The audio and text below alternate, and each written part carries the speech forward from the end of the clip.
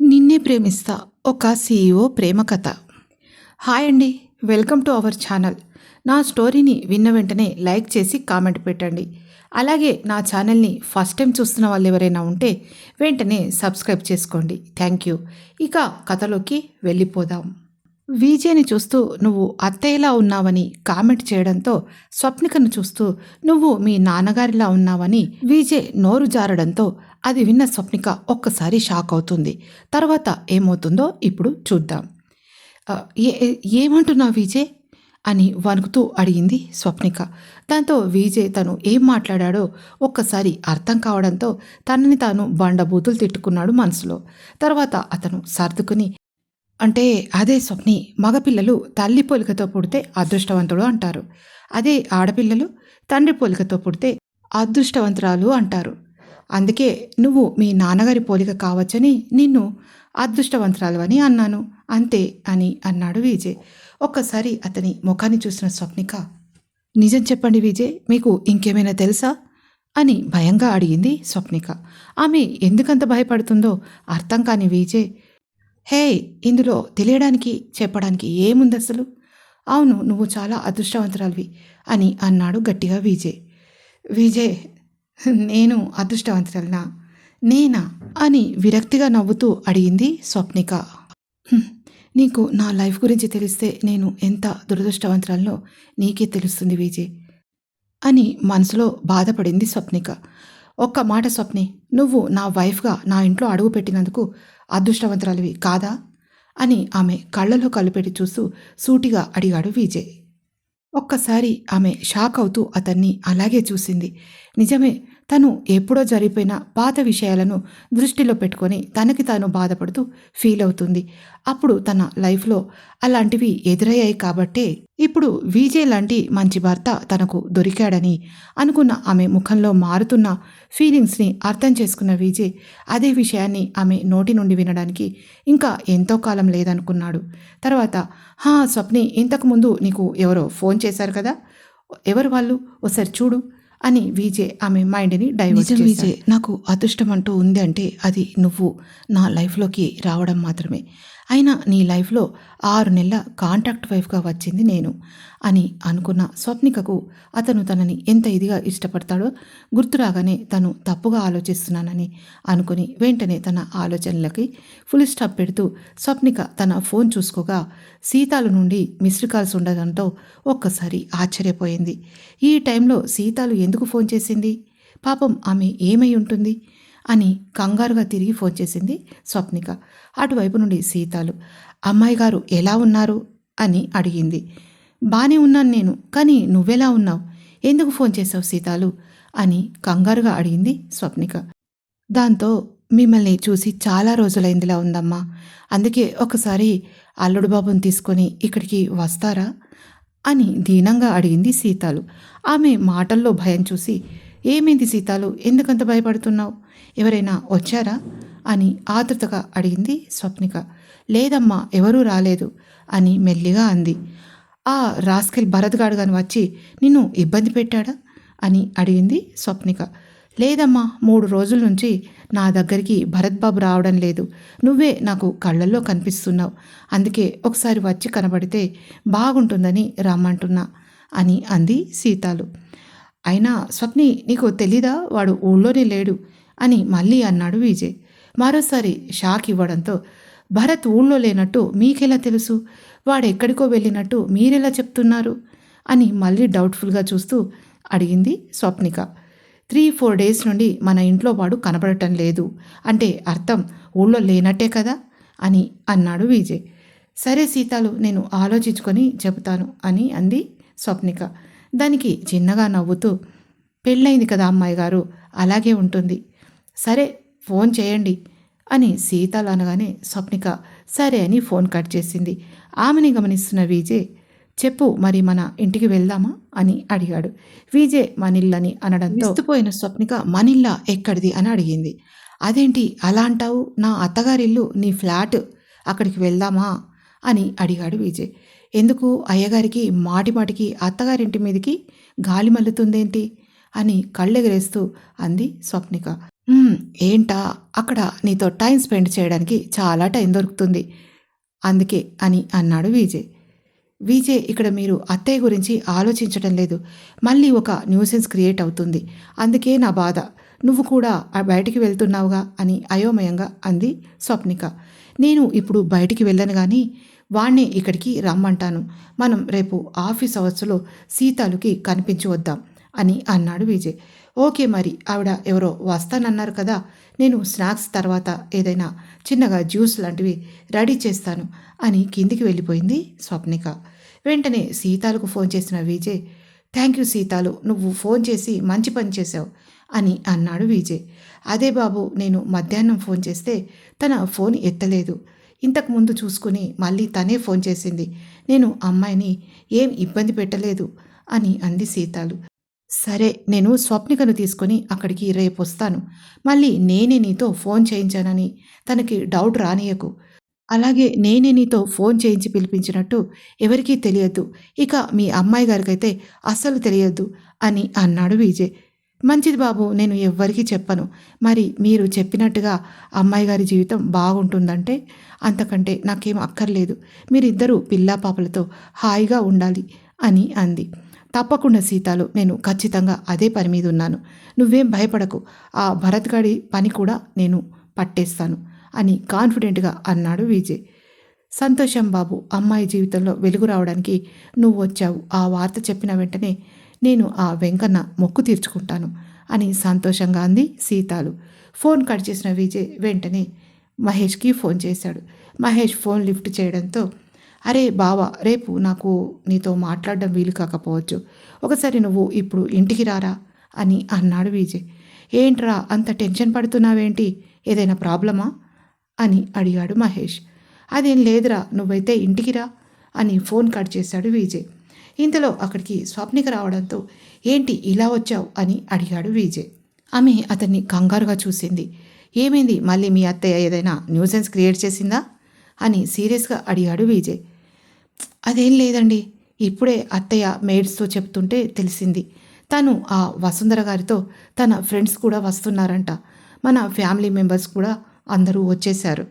Already catering వాళ్ళు మన ల్యాండ్లో అన్నీ అరేంజ్ చేసేశారు. అసలు మనం గమనించనే లేదు అని కంగారుగా అంది స్వప్నిక. ఓస్, అంతేనా, దానికి కంగారెందుకు అని లేచి దగ్గరగా వచ్చి ఆమె భుజాలపైన చేతులు వేసి, హా, అప్పుడు మనం ఇద్దరం కాన్సెన్స్లో లేము కదా స్వీట్ హార్ట్. అంత టేస్టీగా ఉన్నాయి మరి నీ లిప్స్ అని ఐవింగ్ చేస్తూ చాలా ఈజీగా అన్నాడు విజయ్.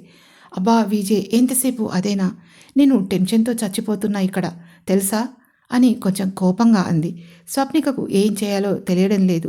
బిజినెస్ డీలింగ్స్, ఎన్నో మీటింగ్స్ అటెండ్ అయ్యి ఫారెన్ ఎలిగెంట్స్ టగ్ ఆఫ్ వార్లా ఎదిరించి మాట్లాడుతుంది. తన శుతిమెత్తని వాయిస్తో వాడిగా ఆన్సర్ చేసే స్వప్నిక అంటే పెద్ద పెద్ద బిజినెస్ తలకాయలకు కూడా అందరికీ తెలుసు. విజయ్ పూర్తిగా ఫారెన్లో ఉండటం వల్ల అతన్ని కలిసే అవకాశం స్వప్నికకు రాలేదు. అలాగే ఆమె గురించి విజయ్కు తెలిసే అవకాశము రాలేదు. అలాంటిది ఇప్పుడు without any information Ravali arrange చేసిన పార్టీకి ఎవరొస్తారోనని తెలియడం లేదు.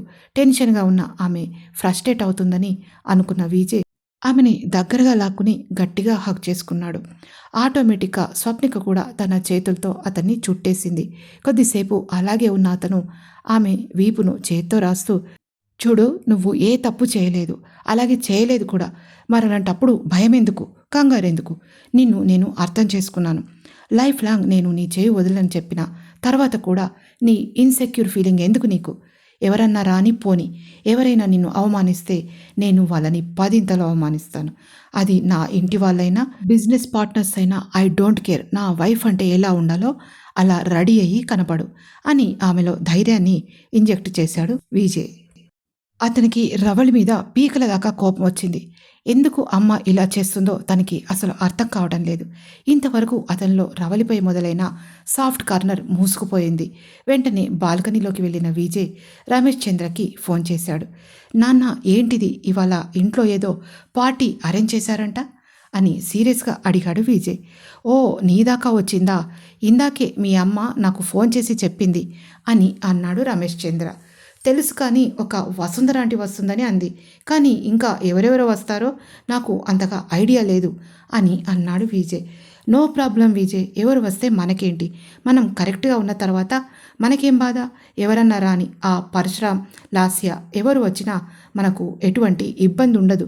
కానీ నువ్వు మాత్రం నోరు జారకుండా జాగ్రత్తగా ఉండు అని అన్నాడు రమేష్. నేను సరే, స్వప్నిక గురించి నాకు కొంచెం టెన్షన్గా ఉంది డాడ్ అని అన్నాడు విజయ్. తన గురించి ఏమీ టెన్షన్ అవసరం లేదు విజయ్, తను నా కోడలని నేను చెప్పటం లేదు. స్వప్నికకు ఎక్కడ ఎలా ఉండాలో బాగా తెలుసు అని అన్నాడు రమేష్. అది నాకు తెలుసు డాడ్, కానీ తను దాన్నే పర్సనల్గా తీసుకుంటే కష్టం కదా. మళ్ళీ మమ్మీ తర్వాత ఆ లాస్య తనని ఏదైనా ఇబ్బంది పెడితే అని అడిగాడు విజయ్. మనం మాత్రం ఎంతని ఒకరిని సేవ్ చేస్తూ ఉంటాం చెప్పు, వాళ్ళకే వాళ్ళు ఈజీగా ముందుకు వెళ్ళిపోతారు. నాకైతే ఇది ఒక అందుకు నయమే అనిపిస్తుంది. ఈ పార్టీ పెట్టడం వల్ల మీ అమ్మ సర్కిల్లో స్వప్నిక ఏంటో తెలిసిపోతుంది అని అన్నాడు రమేష్ రవిచంద్ర.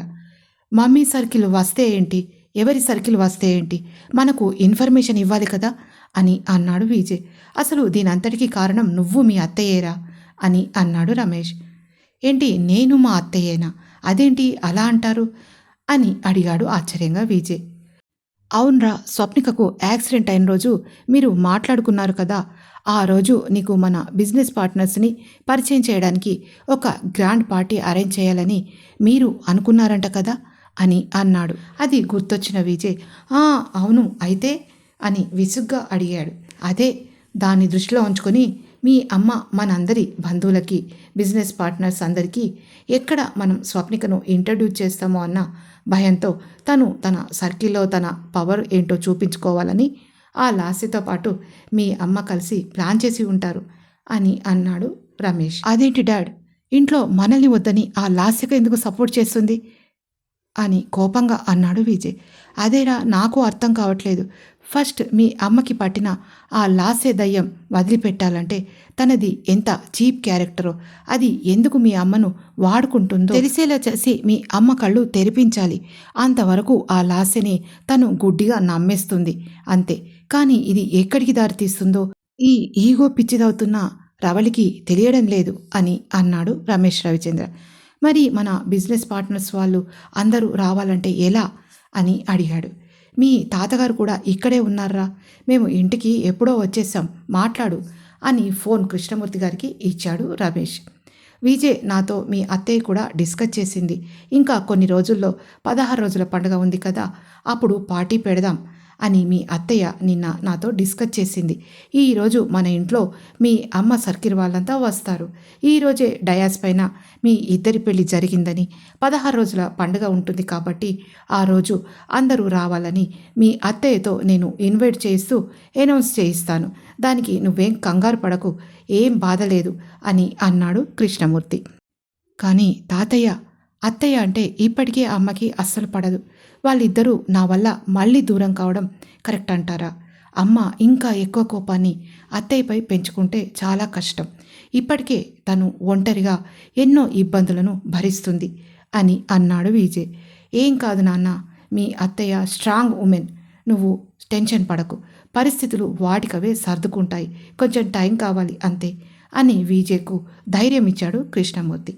అది కూడా నిజమే అని అనిపించిన విజయ్కు ఒక్కసారిగా గాలివాటున చందన పరిమళాలను, గులాబీ రెక్కల సుగంధాలను, మరుమల్లెల సౌరభాలను మోసుకొచ్చిన ఒక పిల్ల తెమ్మెర అతన్ని తాకినట్టు అనిపించి అది ఖచ్చితంగా తన నెచ్చలి రాకే అని ఫోన్ కట్ చేసిన విజయ్ అటువైపు తల తిప్పి చూశాడు. వైట్ అండ్ గోల్డ్ కాంబినేషన్లో లాంగ్ ఫ్రాక్ వేసుకుని దానికి contrast red colour diamond choker with big size ear tops పెట్టుకుని లెఫ్ట్ హ్యాండ్కి gold and red bangles, right హ్యాండ్కి పెద్ద డైలున్న రిస్ట్ వాచ్ పెట్టుకుని ముగ్ధ మనోహరంగా కనపడుతున్న స్వప్నికను చూసి రెప్పవేయడం మర్చిపోయాడు విజయ్. తన గుండె లయ తప్పినట్టు తిరిగి తిరిగి మళ్ళీ తన గుండె లాప్టప్మని కొట్టుకున్నట్టు మూసుకుపోయిన మది తలుపులు తెరిచిన మనసు స్వప్న వేణువులను ఆలపించిన మైమరపులో ఆమె వైపు అడుగులు వేశాడు. తనని అలాగే చూస్తూ దగ్గరికి రావడానికి అడుగులు వేస్తున్న విజయ్ను చూస్తున్న ఆమె మనసు కూడా ఇంచుమించు ఒక సందిగ్ధంలో ఊగిసలాడుతూ ఉంది. తన భుజాలపై చేతులు వేసిన విజయ్ మునివేళ్ల మగసిరితో ఊసులాడుతున్న తన మేని సోయగాలను అతని బాహుల్లో దాచుకుంది స్వప్నిక. ఆ స్పర్శ వల్ల ఇంతవరకు ఉన్న సిచ్యువేషన్ వాళ్ళ ముందు ఇసుక రేణువులా కనిపించగానే మెల్లిగా ఆమె ముఖాన్ని తన చేతుల్లోకి తీసుకున్న Vijay I I love you Swapni అని గుసగుసగా చెప్పాడు. అతన్ని అలాగే చూసిన స్వప్నిక కూడా I I trust you Vijay అని కళ్ళు మూసుకుంది Swapnika. Okay, just few minutes, princess ready అయ్యింది కదా, మరి ప్రిన్స్ రావాలిగా అని నవ్వుతూ అన్నాడు విజయ్. నువ్వు నా మనసులో ఎప్పుడు ప్రిన్స్వే విజయ్ అని మూగగా అంది స్వప్నిక మనసు. ఒక 10 నిమిషాల తర్వాత విజయ్ ఫోన్ రింగ్ అయింది. అది రవలి నుండి వచ్చిన ఫోన్. ఫోన్ లిఫ్ట్ చేసిన విజయ్ ఎస్ మామ్, వస్తున్నాం, జస్ట్ ఎ మినిట్ అని అన్నాడు. నో ప్రాబ్లం విజయ్, ఇక్కడ ఉన్నది అందరూ మనవాళ్లే, మన వెల్ విషెస్, నువ్వు వచ్చేయ్ అని అంది రవలి. అంతే, విజయ్కు ఎక్కడో కాలింది. అందరూ అంటే అని సీరియస్గా అడిగాడు. అంటే నాన్న, నా ఫ్రెండ్స్ వచ్చారు అని నసుకుతూ అంది రవళి.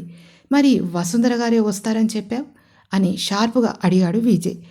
వస్తున్నానండి అని రమేష్కి చెప్తూనే విజయ్, ఇక్కడ నీకోసం అందరూ waiting, don't waste others time అని కొంచెం సీరియస్గా అంది రవళి. ఓకే మామ్, నా వైఫ్ రెడీగా ఉంది, కానీ నేనే కొంచెం లేట్ అయ్యాను, ఒక 2 మినిట్స్ వెయిట్ చేయండి అని పంటి బిగున వస్తున్న కోపాన్ని ఆపుకుని చెప్పాడు విజయ్.